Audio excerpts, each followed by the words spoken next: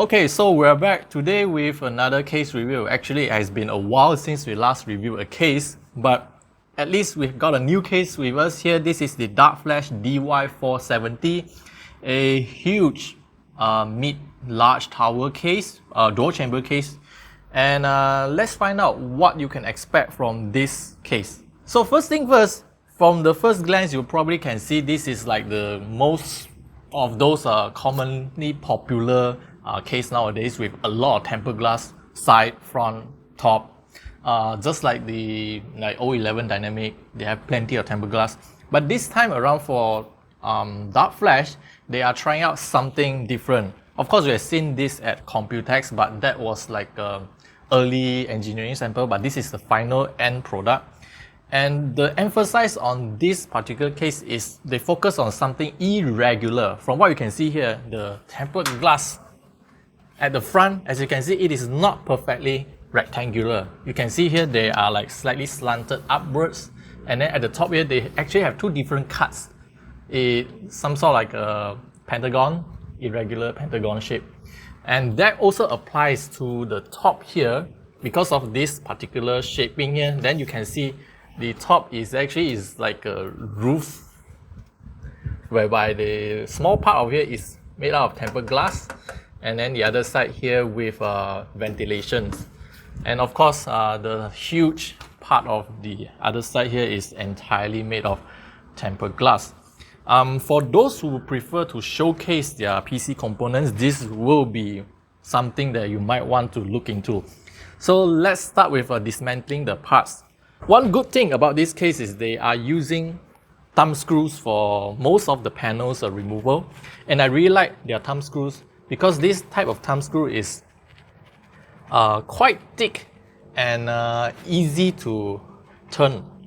And they have a captive screws, so you just have to remove it a bit.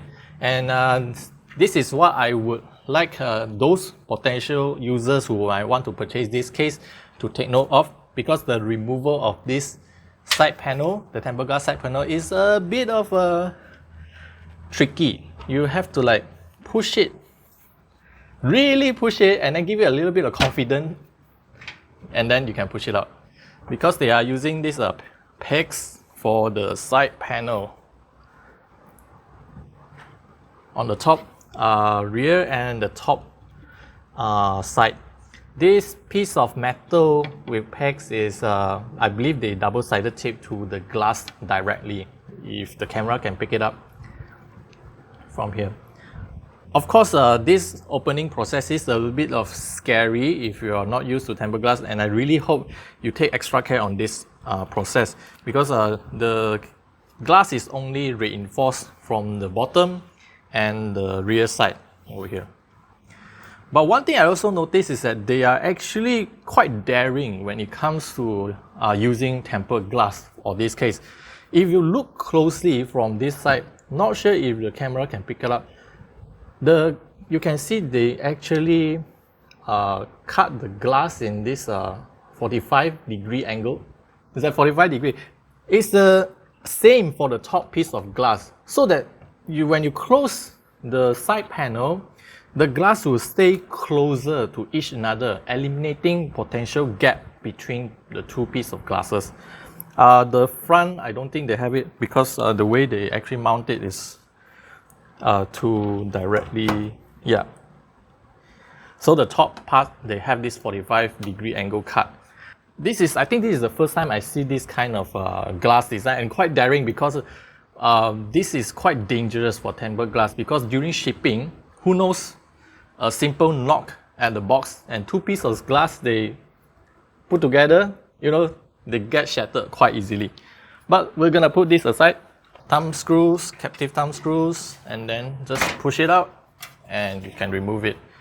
So this piece right here is just a simple piece of metal with perforated holes, no fan, dust filters or anything. So you might want to take care of this, because when there's a no dust filter, everything will just accumulate on the metal panel itself and perhaps going into the case. The simple solution is just get any sort of third-party fan filter and then stick on it. should not be a problem because the case has plenty of space behind them, so you can just use any sort of those third-party fan filters. So yep. Same for the top panel. The top panel is also captive thumb screws, and then slide it out. Okay, now this piece is not metal, it's plastic, but they do have a dust filter, or should I call it a mesh or something here. I'm not too sure what is the logic behind having a mesh at the top panel, because usually the top panel is used for exhaust, and having the exhaust impeded by some sort of mesh is not really a good idea. This is in my opinion. But of course, there are some users, they would say that, oh, top panel with mesh actually reduce dust because dust may not fall in directly. I don't know. Let's just agree to disagree. So now we have removed quite a little bit of the panels right here. Technically, if you want to have more accessible for this case, right, you can actually remove all these top and front glass panels. But these I don't think you would need to remove, because from the looks of it, you have plenty of access to the internal components already. Because even removing all this, like you need screws, remove some of the screws. So yeah, it doesn't matter. So before we talk about the motherboard or the component side, we have to look at the rear panel here, because this is something I'm really impressed, or should I say wanted to see what is going on behind here, because they have covered it up with a huge piece of metal cover. It's a metal, not plastic. That's why I don't understand why they give a plastic top cover, but then they give you a super high quality back cover just to hide your cables. Of course, it's not toolless, unfortunately. You have to remove 2 screws and then wiggle it a bit and take it out. If you can see it from the camera, this is one huge piece of cover. It's not just a simple piece of metal only. They actually have like bottom, top and side cover as well. Not sure why, but it increased the rigidity of this entire piece. Like, this is overkill. But yeah, it covers most of the parts of the back panel, whereby you can leave all your spaghetti mess behind it, no issue. As for the rear compartment section, this is where you will place your standard ATX power supply. So this is how it looks like when you have a power supply installed here. Ours is using a standard ATX power supply. If you have those like higher end 1000 watt, 1200, 300, 600 watts of long power supply, no issue as well, because there are really plenty of space behind here for you to cable manage, even down to the bottom part over here. Now there's this hard disk cage at the bottom of the power supply. Not sure if nowadays, if any of you guys are still using 3.5 or 2.5 disk drive in your PC builds. So if you don't use any of those 2.5 or 3.5 inch drive, you can actually remove this drive cage. You remove these two screws and these 2 screws. Otherwise, if you think that this hard disk case can also function as your cable management compartment, yeah, you can stuff in cables inside here, no issue. As for the cable routing, one thing I'm really happy that they have done here is, if you can see at the bottom here, this is the part whereby the front I/O cables are routed from the side on the other side, which I will talk about later on. You can see all the cables, they actually nicely tuck underneath this plastic cover here. So you don't get to see or mess around with it, so that it doesn't get into the fan as well. Really nice, this one. A simple piece of plastic changes how the whole case looks. And then let's just focus on the front I/O. Now the front I/O is located at the feet of the case. To be exact, it's the front left. If I'm looking at the case, front left. But for the case, it's the front right. Now you have a power button, reset button, 2 USB Type A, separated microphone and headphone 3.5 jacks, and a Type C cable. No, this is not Type C cable. This is Type C port. All of the USB ports are supporting the USB 3.2 Gen 2 standards, 10 gigabits. Okay, so before I forget about this thing, this is an accessory case that comes with this PC case, and I really like how some of these brands, they are starting to include this kind of nicely designed accessory case, because you can keep all your screws nicely managed. And they also include this USB port cover. They actually have all of them, you know, you can cover them up. If some of the users, they want to put the case on the floor, then perhaps this could reduce the chance of dust or unwanted stuff clogging up inside. Now, as for the fan support for the case, is pretty straightforward. I can straight away tell you, the case only supports 120mm fans. No 140mm fan support at all. We have like 3 mounted, the case comes with 4 fans, 3 mounted at the side and 1 mounted at the back. So 3 of them, these 3 of them are actually the reverse blade design, whereby you are showcasing the front of the fan to whoever you're looking at the case itself, while the back is the standard case fan that exhausts hot air out of the case. You can in total mount up to 10 fans, 3 at the bottom, 3 at the side, 3 at the top, and 1 at the back. 10 120mm fans. So because of I believe the height of the top compartment, if you use the standard AIO, maybe you can mount an extra 3 fans for push-pull design. You know, that might work. And one thing I also need to highlight on this particular fan is they are all daisy chainable.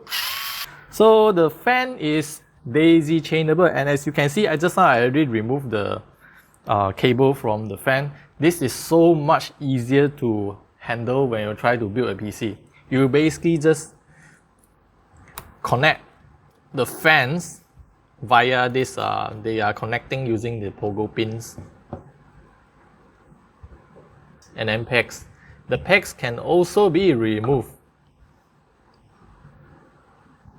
by just put it in, turn it around. When you have these pegs, then you can directly connect to the next fan, push it.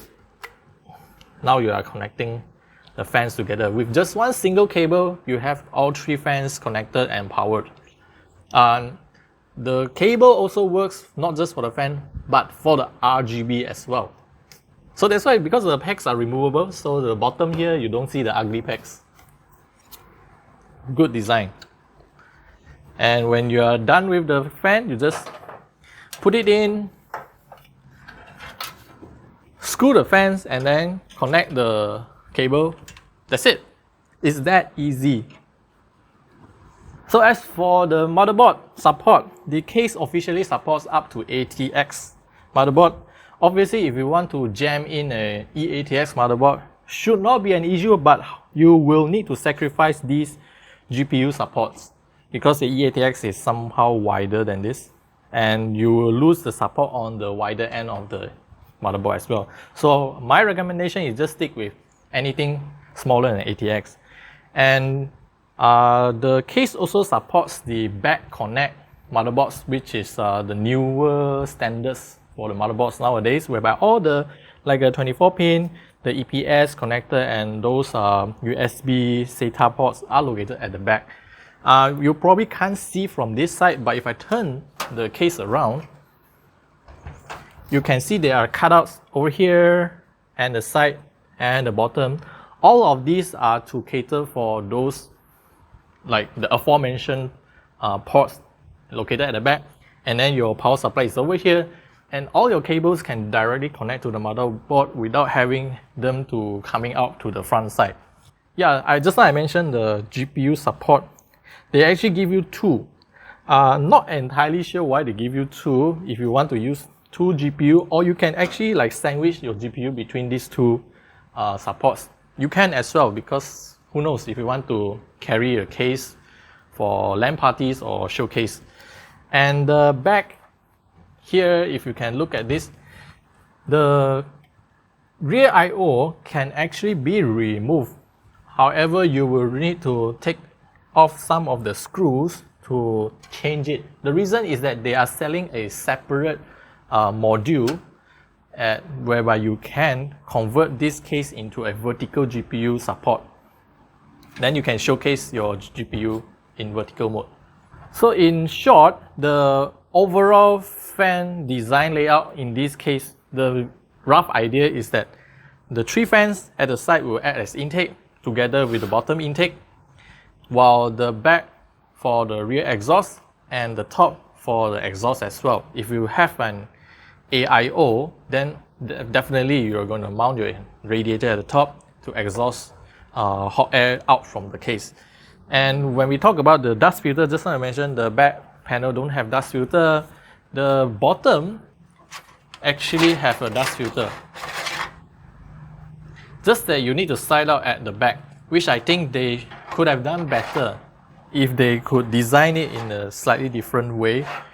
Because having dust filter removed from the back is kind of troublesome, because most of the time you will put the case near to the wall, and then yeah, you will have to like turn it around and quite fiddle it around. Considering that this is a fan filter that supports 360mm, so this is quite long, so need extra space to take it out.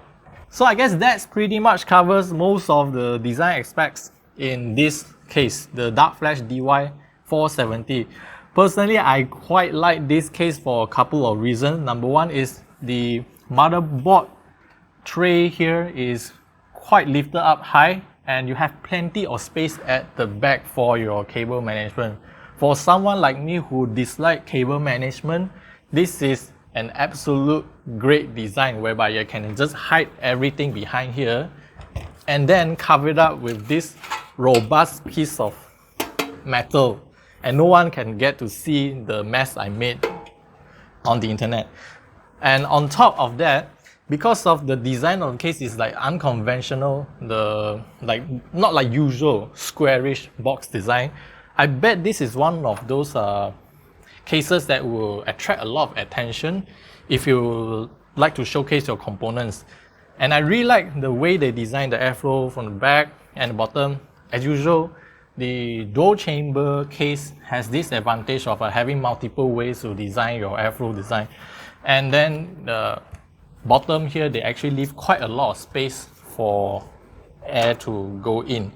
Unlike some of those dual chamber cases with bottom intake, but they have very short feet, so it kind of chokes the bottom intake fan. What I hope they could improve for the DY470 is at least support maybe 140mm fans, maybe not sure for the side here, but the bottom definitely can support 140. Just that it's not that I say 120 is not good, but if there is an option to use 140, I would definitely choose 140 because they can spin at lower RPM but still move equal air through the case.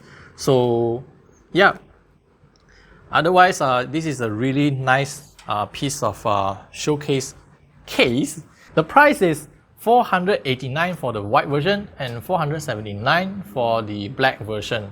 But overall, what do you guys think about this darkFlash DY470? If you guys have any comments or opinions, you can leave it down in the comment section below, and I'll see you guys in the next video.